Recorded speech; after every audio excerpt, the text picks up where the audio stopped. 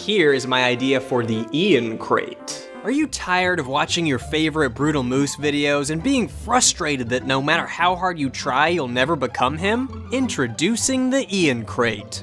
Each month, an Ian crate is shipped right to your door, allowing you to become a little more like Brutalmoose. Wow, not looking very much like Ian, are you? Ian crate to the rescue. A purple shirt is guaranteed to be included in your first box. This handcrafted, custom-made, exclusive pen will help you get that Ian look without even leaving the home. Wow, looks like someone's ready to start a YouTube channel. But what about your arm? That doesn't look very much like Ian's. Ian crate has your back with a realistic looking stick-on tattoo.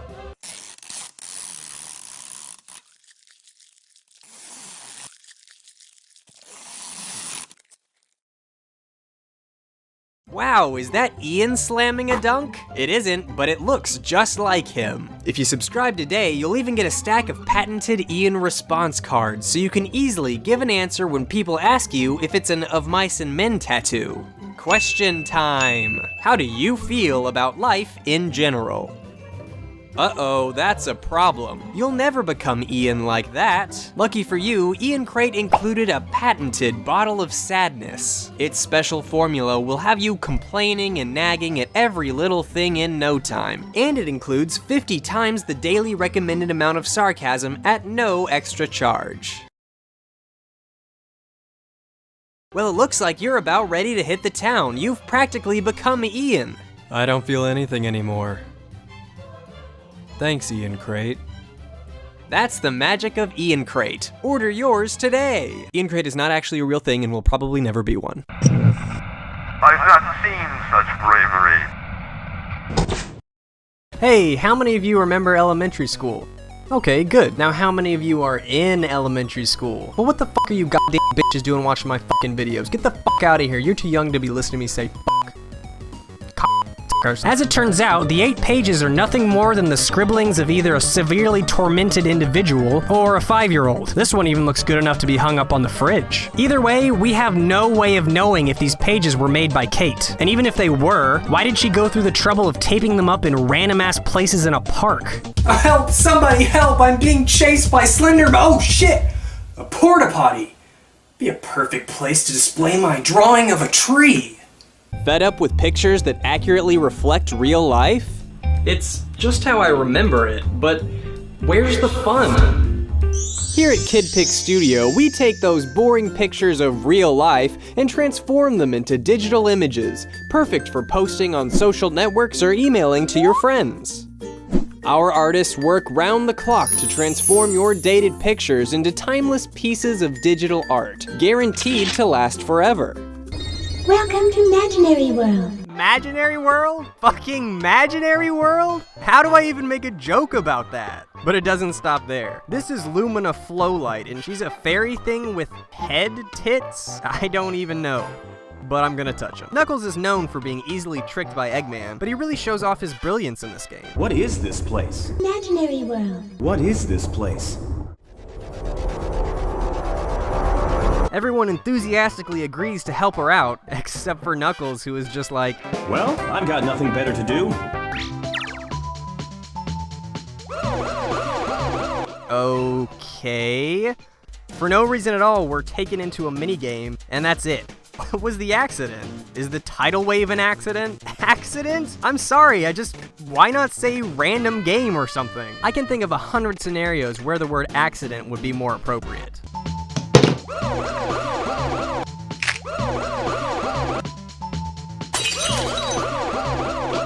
Dude, I dropped one of your plates. Can you come help me pick it up? I've got nothing better to do.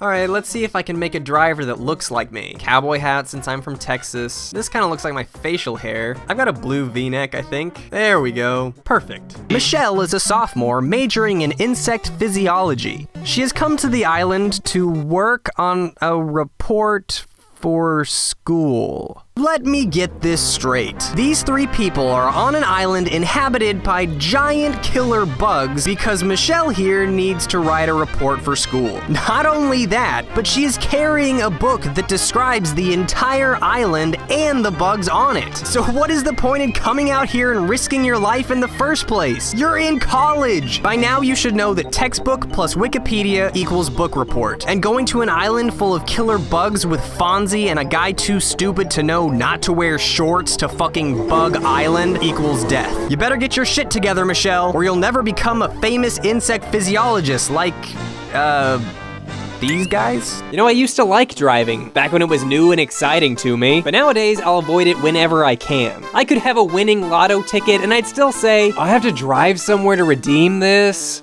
But in the British version, everyone talks in a British accent. What? You're so insensitive. You know that. How'd you like it if I started doing your stupid fucking voice, eh? Hi guys, my name's Brutalmoose, and I have to drive down the highway to get to the candy store to get a cell phone to then ring up the diaper company to... more American terminology. See? Doesn't feel good, does it? Bloody wanker. Gameplay is pretty standard as far as humongous entertainment point and clicks go. See something? Click on it. Don't know what you're supposed to be doing? Click on stuff.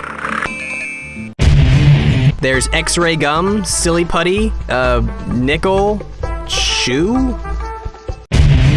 Pleased to meet you. My name is Fox.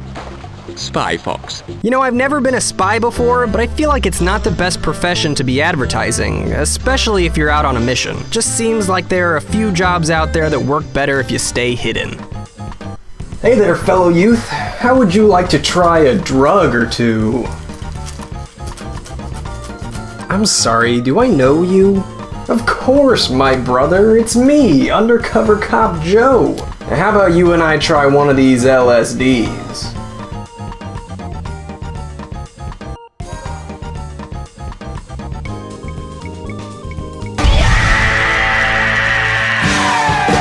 We find out that the boat made a mysterious visit to, there. So we go to there and find this. Interesting. A pool of white water. I've never seen white water like this before.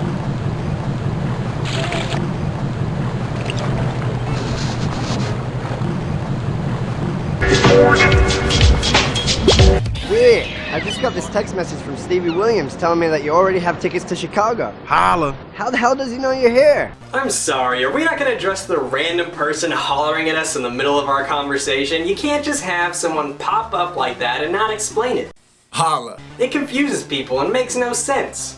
Currently, we are in a small but cozy plaza, and apparently we've chosen the word cozy to describe a location that seems sinister, that's filled with muffled sounds and bloodstains, and that we feel is not safe. You know, cozy. It only takes a few moments after opening the gate for someone to come limping over for food, but you will get no food. Ah, all right. Come on and get something to eat, you crazy criminals. But if I'm paying to feed you, then I'm no longer going to pay for the gym. That's right.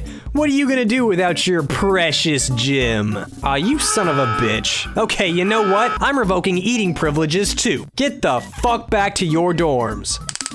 Oh, so you're just gonna lay there now? Well, no more dorms for you. What are you gonna do now? Socializing? Not in my prison you aren't. A fence here and a fence here, and it looks like everything is set up to play America's favorite game show, Which Prisoner Lives? Contestant number 1 is Vincent Smith, a lively 62-year-old from Morris, Connecticut. He's here on a charge of resisting arrest after attempting to steal a bag of Werthers. He's known for his trademark catchphrase, I want a Werthers. Contestant number 2 is Andrew Miller, a 32-year-old visiting from Addison, Alabama, where he got arrested for being too fly for a white guy. A charge that he claims is, and I quote, bullshit. Contestant number 3 is 46-year-old Patrick Smith, a shoplifter from Barden, Tennessee. His interests include going to the gym, and that's it. Contestant number 4 is Homer Joey Howitt.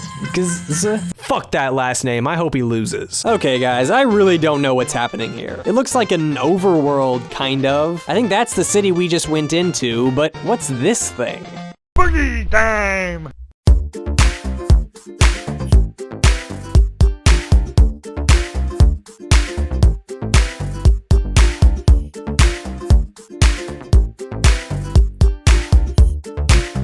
Just when things start to get underway, Shadow abruptly stops to say hello to Sonic, who warns him of the black creatures, which I find a little odd since Shadow is a black creature. Only one thing can be said for certain though, and that's that the more you say black creatures, the more racist it sounds. Black creatures, black creatures, black creatures, black creatures, black creatures. Get rid of these annoying aliens. But if you thought Sonic was bad, well then, brace yourself. This is Doom's Eye, who is some kind of starfish, I think. I'm not exactly sure who he is. Start by finishing off these soldiers who dare to defy. He talks in this low, gravelly voice, and half the time the rest of the game's audio is just too loud to actually hear him. It's like if I started to talk like this, but also played some music in the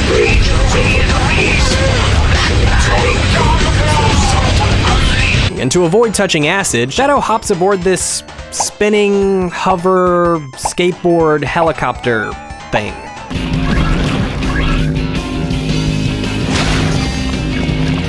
You know, this is actually pretty badass, but it's missing one thing.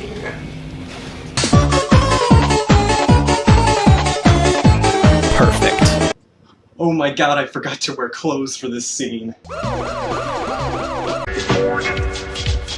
Instead, the survival period is all about talking to your tribe members. You can talk to anybody, even if you're nowhere near them, and your goal for this round is more or less to manipulate how the voting is going to go in the final phase. Basically, you want to make everyone hate someone other than you. Now this is all well and good, except that every conversation you have is horrible. Who do you think is the weakest? I think Colleen is the weakest. Colleen is on edge. Colleen seems fine to me. What did you hear? I have no idea. You won't talk to me. I wish the whole tribe was like Colleen. Definitely. I can't believe what you get away with. I smell beef jerky.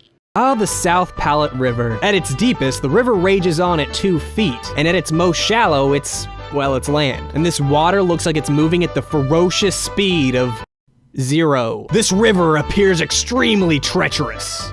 Are you kidding me? What kind of pathetic wagon are we running here that tips over in 2 feet of water? I mean, the only thing more pathetic than that is that Mary almost drowned in it. I mean, sure, at the ripe old age of 65, you start needing things like a walk-in bathtub, but even so, I feel like you have to make a blatant attempt to drown in 2 feet of water.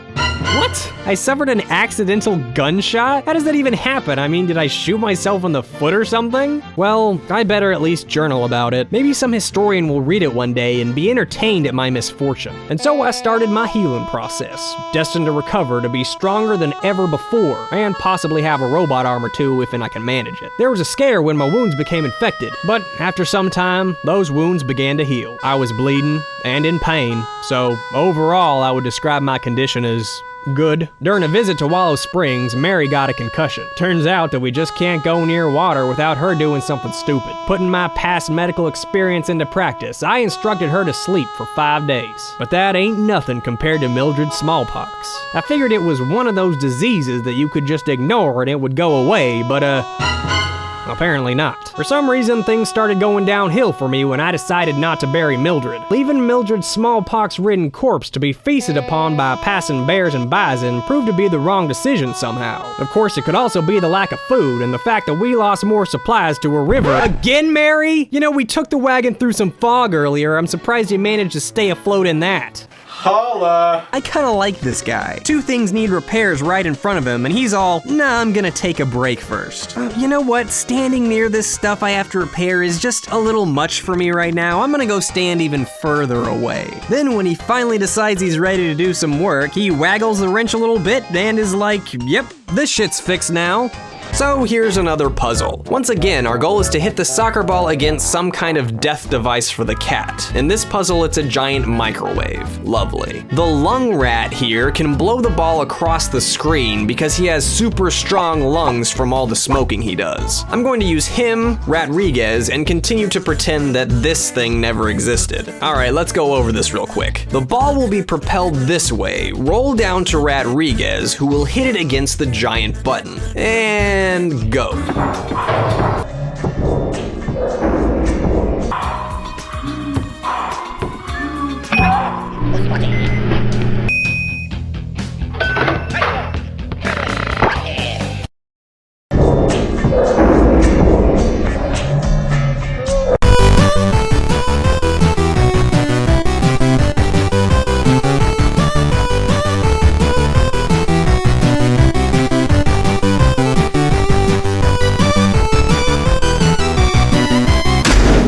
In the distance, I spotted a dark alley covered in shadow.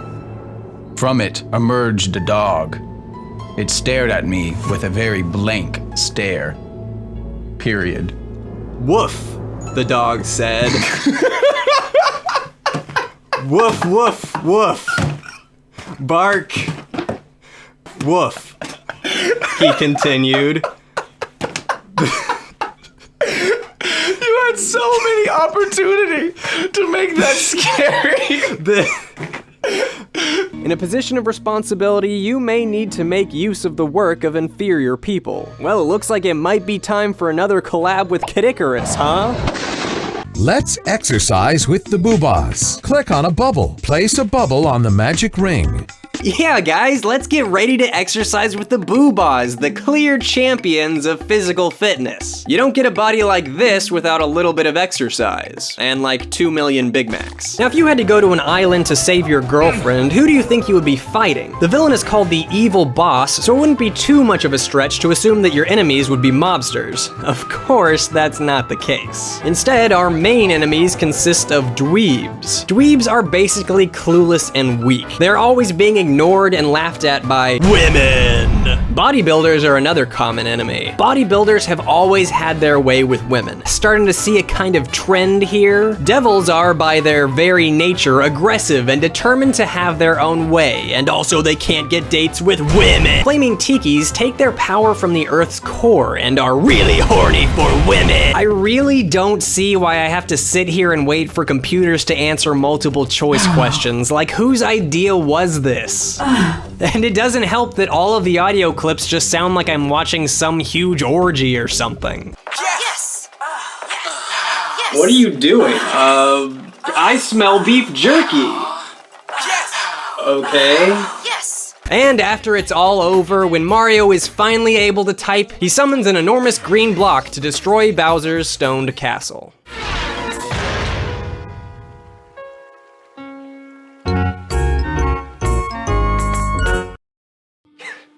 It's just the worst ending ever. Now, I've got one thing to say as my video draws to a close. Merry Christmas to all. Now take off your clothes.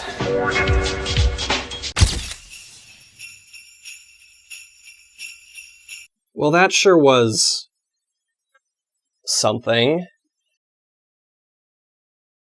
Holla.